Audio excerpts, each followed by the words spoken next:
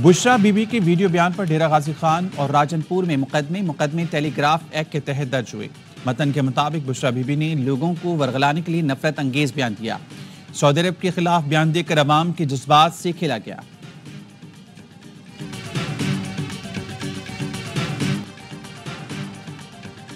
कल जो बयान आया, इससे बड़ी पाकिस्तान के साथ दुश्मनी नहीं हो सकती। सऊदी अरब के खिलाफ जहरीला बयान नाकाबिल मुआफी जुर्म है। जो हाथ पाक सऊदी ताल्लुकात में रुकावट बनेगा, कौम उस हाथ को अपने हाथों से तोड़ेगी। पाकिस्तान के मफादात से किसी को खेलने की इजाज़त नहीं दी जाएगी। वज़ीर-ए-आज़म शहबाज शरीफ कहते हैं, ये लोग जहर आलूद बयान दे रहे हैं जिसके पाकिस्तान को नुकसान का इनको अंदाज़ा नहीं। सऊदी अरब ने हर दौर में पाकिस्तानी अवाम की भरपूर मदद की और 77 साल में कभी कोई मुतालबा नहीं किया। आज सऊदी अरब के बादशाह और वलीअहद खुलकर पाकिस्तान की मदद कर रहे हैं। जिस दोस्त भाई का ये रवैया हो, उनके खिलाफ जहर उगला जाए तो वो क्या कहेंगे। बुशरा बीबी के बयान पर पीटीआई क़यादत में तशवीश। पीटीआई के मुतादिद रहनुमाओं ने बुशरा बीबी के बयान को ज़ाती बयान करार दे दिया। पार्टी ज़राए के मुताबिक बुशरा बीबी का सियासत में अमल दखल नहीं, बयान को पार्टी पॉलिसी करार नहीं दिया जा सकता। बुशरा बीबी के बयान को सियाक़ व सबाक़ से हट कर पेश किए जाने को नज़रअंदाज नहीं किया जा सकता।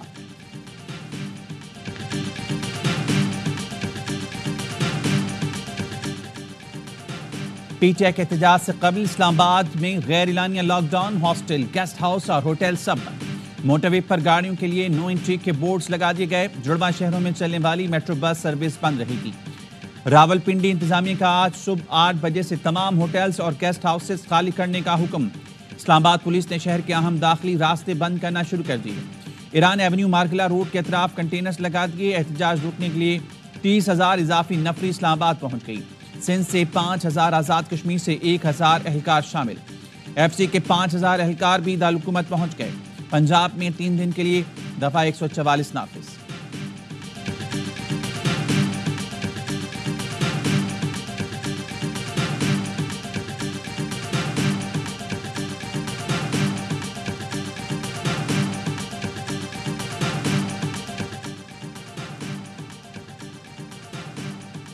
हुकूमत रुकावटें हटाने का मुकम्मल बंदोबस्त कर लिया है। अपोजिशन लीडर उमर अयूब कहते हैं, हर सूरत इस्लामाबाद पहुंचेंगे। वज़ीर-ए-आला अली अमीन गंडापुर ने कहा, बानी पीटीआई की एक कॉल से हुकूमत के औसान खता हो गए। वफाक और पंजाब हुकूमत ने बौखलाहट में मोटरवे शाहराहें बंद कर दी। हुकूमत मुल्क बंद करके अवाम को तकलीफ ना दे, एहतजाज पुरअमन होगा।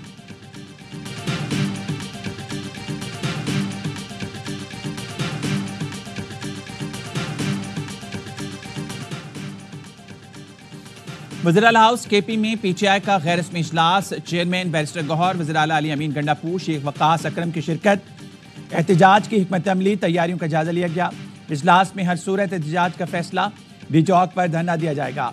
सेक्रेटरी इत्तलात शेख वक़ास कहते हैं, 24 नवंबर को कौम सड़कों पर होगी। आइन पुरअमन एहतजाज का हक देता है, जिसे किसी सूरत सरेंडर नहीं करेंगे।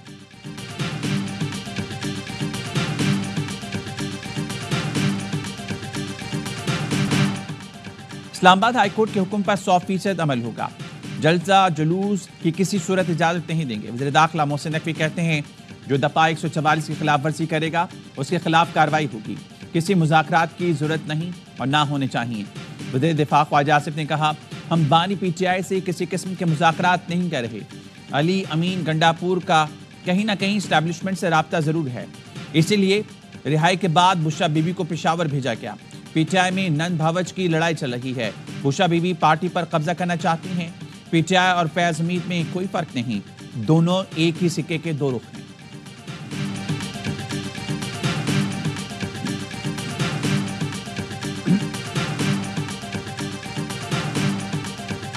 इस्टेब्लिशमेंट का जिस लेवल के ऊपर जब इन्होंने जलसा अपना मुलतवी किया था 22 सितंबर से 5 अक्टूबर तक, उसी लेवल पे उस वक्त भी इनकी बात हुई थी। राना साहब, रिहाई को मुमकिनात में से ना समझा जाए। मुमकिनात में तो है, नामुमकिनात में जो है वो नहीं कहा जा सकता। पीटीआई के एस्टेब्लिशमेंट से मुज़ाकरात का लेवल 5 अक्टूबर वाला है। राना सनाउल्लाह का कहना है, वज़ीर-ए-आज़म की मुशीर का प्रोग्राम एतराज़ में बानी तहरीक इंसाफ की रिहाई को नामुमकिन नहीं कहा जा सकता। अगर वो केसेस में बरी हो जाते हैं तो रिहाई मुमकिन है। حکومت کے پی ٹی آئی کے ساتھ کسی قسم کے مذاکرات نہیں ہو رہے۔ 24 نومبر کے احتجاج کی کال فلاپ ہو گئی۔ معاملہ 2-3 دن میں نمٹ جائے گا۔ بشرا بی بی اور ان کے شوہر نے سعودی عرب سے متعلق جھوٹ گھڑ کر پوری امت کو نقصان پہنچایا۔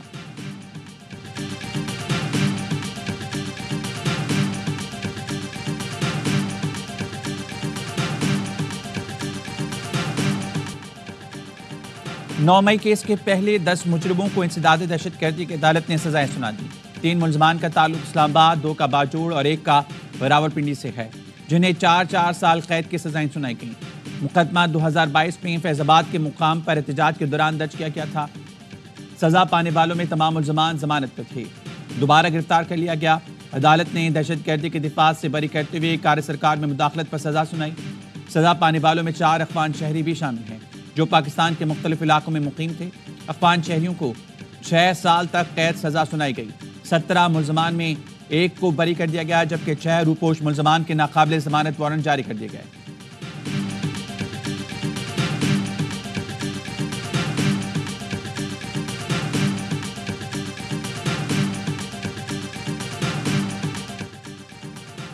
دشمن ناصر کے مذموم عزائم کو ناکام بنانا بلند ترجیح ہے۔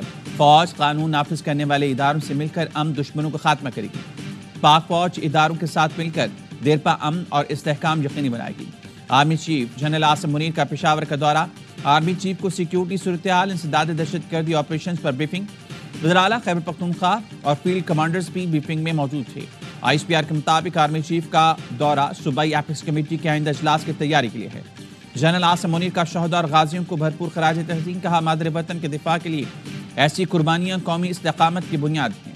آرمی چیف نے قوم اور سیکیورٹی فورسز دہشت گردی کے مقابلے کے لیے پرعزم ہیں۔ دہشت گردی کا مقابلہ کرنے کے لیے جوانوں کے بلند حوصلے اور عملی تیاری کو سراہا۔ دہشت گرد نیٹ ورکس اور قومی سلامتی کو نقصان پہنچانے والے عوامل کے خاتمے کے عزم کا اعادہ۔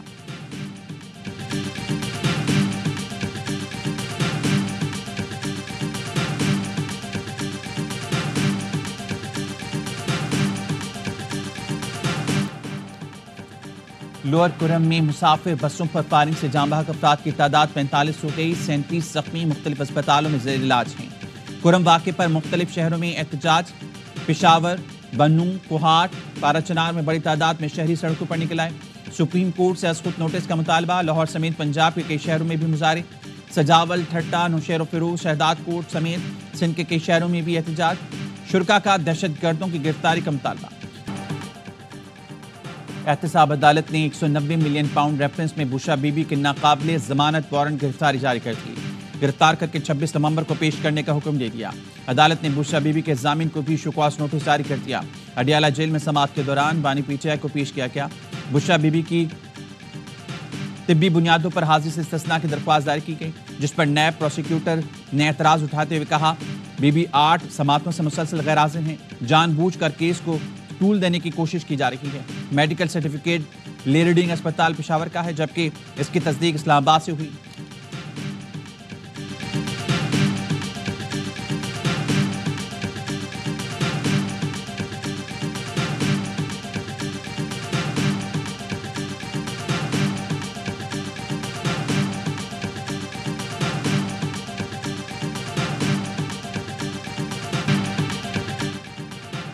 قمر جاوید باجوہ نے بشرا بی بی کے بیان کی تردید کر دی۔ کہا بانی پی ٹی آئی کے سعودی عرب سے واپسی پر فون کالز نہیں آئیں۔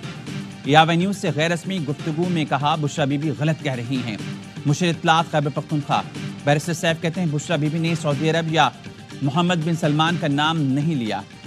محمد بن سلمان اور بانی پی ٹی آئی کے مثالی تعلقات ہیں۔ جعلی حکومت بانی پی ٹی آئی اور محمد بن سلمان کے تعلقات خراب کرنے کی کوشش کر رہی ہیں۔ بغض میں دونوں ملکوں کے تعلقات بھی خاطر میں نہیں لاتی۔ بشرا بی بی کے بیان کو بڑھا چڑھا کر پیش کرنے کا مقصد احتجاج سے توجہ ہٹانا بھی ہے۔ بشرا بی بی نے گزشتہ روز کہا تھا بانی پی ٹی آئی جب مدینہ ننگے پاؤں گئے اور واپس آئے تو باجوہ کو کالز آنا شروع ہو گئیں۔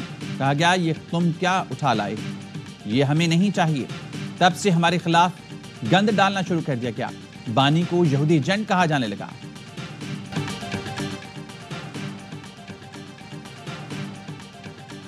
لبنان پر اسرائیلی حملوں میں شدت آ گئی۔ متعدد شہر صہیونی فوج کے نشانے پر ہیں۔ جنوبی لبنان میں فضائی حملے میں 5 امدادی کارکن شہید ہو گئے۔ حزب اللہ نے بھی جوابی کارروائی کر کے اسرائیل کی 3 فوجی تنصیبات کو راکٹوں سے نشانہ بنایا۔ غزہ میں بھی اسرائیلی مظالم جاری ہیں۔ رفح میں بمباری سے 5 فلسطینی شہید ہو گئے۔ اسپتالوں میں ایندھن اور ادویات ختم ہونے کے قریب۔ غزہ میں شہید ہونے والوں کی مجموعی تعداد 44,000 سے زائد ہو گئی۔